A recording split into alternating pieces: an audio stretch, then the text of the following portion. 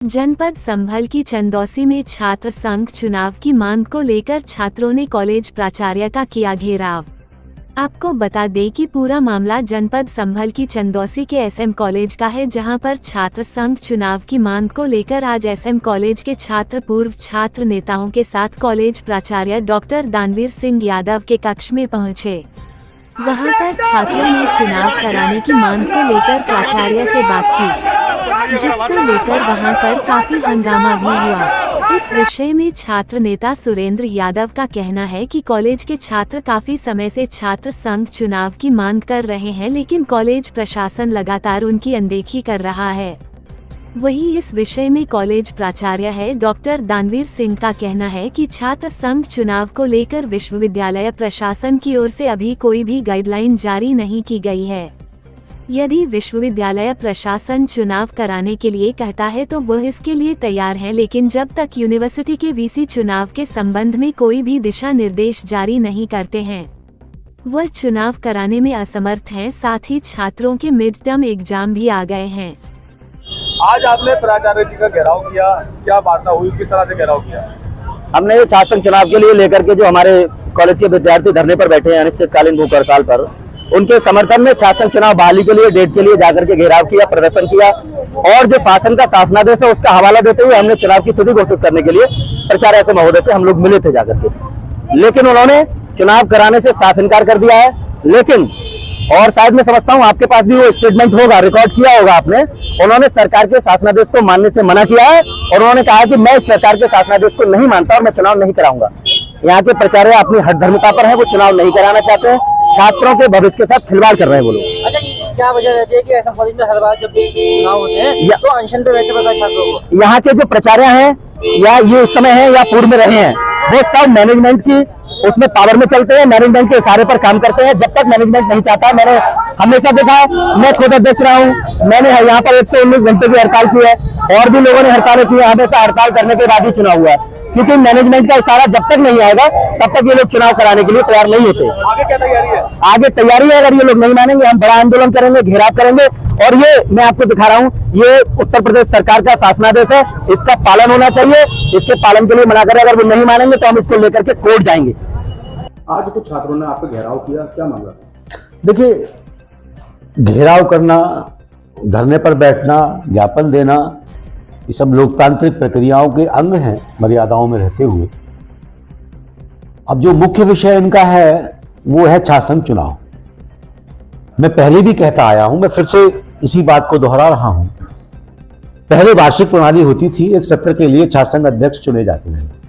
जब से राष्ट्रीय शिक्षा नीति 2020 लागू हुई है, उसमें सेमेस्टर है, कैलेंडर तो है ही नहीं। अब सभी सेमेस्टर्स के अलग अलग चुनाव तो मैं नहीं कराऊंगा। पहले वर्ष में एक बार प्रवेश होता था, एक बार परीक्षाएं होती थी। अब वर्ष में 2 बार प्रवेश होंगे, 2 बार परीक्षाएं होंगी और फिर मिड टर्म होंगे। ना जाने कितनी गतिविधियां हैं, स्टाफ भी नहीं है मेरे पास, और सबसे पहली बात है, मेरा अधिकार नहीं है ये निर्धारित करना कि छात्र संघ चुनाव होंगे अथवा नहीं होंगे। मेरे 2 अधिकारी हैं सीधे, माननीय कुलपति महोदय और महामहिम कुलाधिपति महोदय। उनकी तरफ से कोई निर्देश प्राप्त होगा, पूरे प्रदेश में होगा, तो मैं छात्र संघ चुनाव कराने में पीछे नहीं रहूंगा। अच्छा, कुछ छात्र कोर्ट का हवाला दे रहे थे, देखिए, मैं, अगर आप मेरी बात से सहमत नहीं है, आपने मुझे ज्ञापन दे दिया, मैंने उस पर कोई एक्शन नहीं लिया या मान लीजिए फॉरवर्ड किया या कोई आदेश नहीं दिया, तो आप कंटेम्प्ट ऑफ कोर्ट में ले जाइए मुझे कि साहब इस न्यायिक आदेश के खिलाफ प्राचार्य उसका पालन नहीं कर रहे हैं, कंटेम्प्ट में चले जाइए फिर आप, अगर आप उसका हवाला दे रहे हैं। मेरा जहां तक संज्ञान है, कोई भी नया आदेश जब आता है तो पुराना आदेश ऑटोमेटिकली रद्द हो जाता है। नई शिक्षा नीति के आने के बाद, राष्ट्रीय शिक्षा नीति 2020 के आने के बाद, पुरानी भी जो शिक्षा पर आधारित आदेश थे वो स्वतः ही निरस्त हो जाते हैं। फिर भी मैं कह रहा हूं, मेरे उच्च अधिकारी अगर मुझे निर्देश या आदेश देंगे तो मुझे छात्र संघ चुनाव कराने में कोई आपत्ति नहीं है। फिलहाल मेरे अधिकार क्षेत्र से यह निर्णय लेना कि छात्र संघ चुनाव कराना है अथवा नहीं कराना है, मेरे अधिकार क्षेत्र से बाहर। तो क्या यह माना जाए कि छात्र संघ चुनाव को लेकर आपका दबाव बना है? देखिए, छात्रों का स्वाभाविक रूप से बहुत सारे हेतु निहित रहते हैं। जहां तक यहाँ का समाज जो परसेप्शन कर रहा होगा, मेरा स्टाफ परसेप्शन कर रहा होगा, और 90-95% जो छात्र छात्राएं परसेप्शन कर रहे होंगे, मेरे आने के बाद महाविद्यालय की व्यवस्थाएं बेहतर ही हुई हैं। मैं ये तो नहीं कह रहा कि पहले खराब थी, लेकिन जैसी पहले थी उससे बेहतर ही हुई है। समाज में भी और छात्र छात्राओं के बीच में भी, जो आप लोग पत्रकार लोग हैं, आप उनसे फीडबैक लीजिए। LIU मान लीजिए अधिकारियों की लगी होगी, वो फीडबैक ले, क्या मैं कर रहा हूं या क्या मेरा स्टाफ कर रहा है। छात्रों की ओर से एक सवाल भी है सर कि पूर्व में जब शासन चुनाव होते रहे हैं तो इस बार क्यों नहीं होंगे? मैं फिर से वही बात कर रहा हूं, पूर्व में पुरानी पद्धति लागू थी। 2020 के बाद राष्ट्रीय शिक्षा में जो राष्ट्रीय नीति है, राष्ट्रीय शिक्षा नीति है 2020 की, वो अब लागू हुई है। प्रदेश सरकार ने भी अब लागू किया है उसको, जिसमें हम सब जो जूझ भी रहे हैं सभी लोग। अभी तक सत्र नियमन नहीं हो पाया है। पिछले साल से जब से मैं आया हूं, परीक्षाएं लगातार चल रही हैं। विश्वविद्यालय की भी कुछ मजबूरियां हैं, उनको भी सत्र नियमन करना है। और लिंग दोष कमेटी की जहां तक बात करें तो वहां भी कहीं नहीं लिखा हुआ है कि कराना ही कम आवश्यक है। वहां भी ये लिखा है प्रशासन चाहे या प्रशासन का चाहे। पहली बात तो मैं अब नहीं मानना नई शिक्षा राष्ट्रीय शिक्षा नीति आने के बाद। सर, उनका आरोप है कि उनका कहना है कि कोर्ट का आदेश भी आप नहीं मान रहे।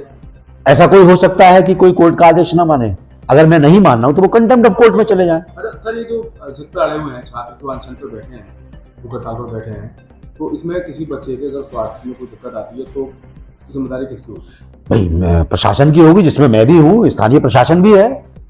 भाई मैं अभी जिलाधिकारी महोदय को पत्र लिख रहा हूं, जो भी यथास्थिति है उससे मैं अवगत करा रहा हूं। नहीं, जो धरना कॉलेज के गेट पर दिया जा रहा है, इससे पूर्व में आपको सूचित किया गया? इससे पूर्व नहीं सूचित किया गया था मुझसे। इस धरने से बैठने से पहले सूचित नहीं किया गया था। उससे पहले शायद 1 आध महीना हो गया होगा लगभग। उससे पहले ज्ञापन देने आए थे कि अन्यथा की स्थिति में हम जो भी होगा, इनका अनशन या लैंग्वेज तो मुझे नहीं पता एग्जैक्टली, उससे पहले। लेकिन इस बार बैठने से पहले मेरे संज्ञान में कुछ नहीं था। एक लड़का उनमें से कह रहा था बच्चा कि वो वाइस प्रिंसिपल महोदय से कहा था, तो मेरे वाइस प्रिंसिपल महोदय ने नहीं लिया था, तो मुझसे आप बात कर सकते थे। बैठने के बाद उपाचार्य महोदय कह रहे हैं बैठने के बाद। शासन चुनाव को लेकर कॉलेज के गेट पर छात्र बैठे हैं, प्रदर्शन कर रहे हैं, धरना कर रहे हैं, आपकी भी वार्ता हुई, कुछ राजनीतिक दल भी वहां पहुंचे, आपने नोटिस किया, तो क्या कहेंगे इसमें? किस नजर से देखते हैं? नजरिया तो मेरा धनात्मक ही है। भाई लोकतांत्रिक बातों में ये तरीके हैं, लेकिन तरीके में ये भी देख लेना चाहिए कि जिस चेयर के खिलाफ, जिस व्यवस्थाओं के खिलाफ आप अनशन कर रहे हो, क्या उसका अधिकार क्षेत्र है या नहीं है। कोई भी प्रशासनिक अधिकारी अपने अधिकार क्षेत्र से बाहर जाकर अतिक्रमण नहीं कर सकता। शासन से, मैं फिर से वही उसी बात पे आ जा रहा हूं, मैं शासन से ऊपर नहीं हूं, विश्वविद्यालय से ऊपर नहीं हूं। उनका निर्देश होगा तो मैं मानूंगा, लेकिन उनको निर्देश देना मेरा थोड़ी है कि मैं आपको निर्देशित किया जाता है। एक आरोप वोकेशनल कोर्स को लेकर के कुछ छात्र चर्चा कर रहे थे।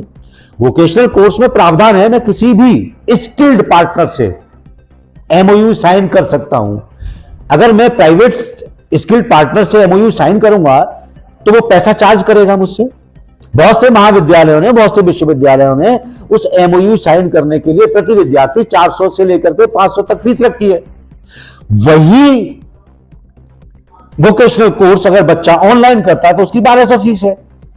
तो मैंने तो छात्र हित में, मेरे जो वोकेशनल के कोऑर्डिनेटर हैं, उन्होंने छात्र हित में कुछ स्किल्ड पार्टनर्स को ढूंढा है, जो जिनका अप्रूवल मुझसे लिया है। उन स्किल पार्टनर्स की निःशुल्क सेवाओं के कारण, समाज सेवा के कारण मैं अपने बच्चों को वोकेशनल शिक्षा दिलवा रहा हूं। एक आरोप है कि 200 रुपए देते हैं, उनको देते हैं। अब वो मैंने कहा है, जो भी मेरे स्किल्ड पार्टनर्स हैं, कि वो किसी बच्चे को कंपेल नहीं करेंगे पैसों के लिए। ये बच्चे का या किसी को देने, मान लो आप किसी से ट्यूशन पढ़ रहे हो, तो ये आपका उसके नीचे व्यक्तिगत बात मत पढ़िए ट्यूशन उससे। अब मैं किसी स्किल पार्टनर को या किसी प्राइवेट टीचर को ये नहीं कह सकता हूं कि आप ट्यूशन मत पढ़ाइए घर पे। हाँ, अपना जो मेरा परमानेंट स्टाफ है उसको मैं कंपेल कर सकता हूं, उसकी राजाज्ञा है कि मैं वो ट्यूशन नहीं पढ़ा सकते हैं। फिर भी अगर ये भी कह रखा है कि फिर भी कोई बच्चे को अगर परेशान कर रहा है तो मुझसे सीधे आकर के वार्ता कर सकते हैं। शिकायत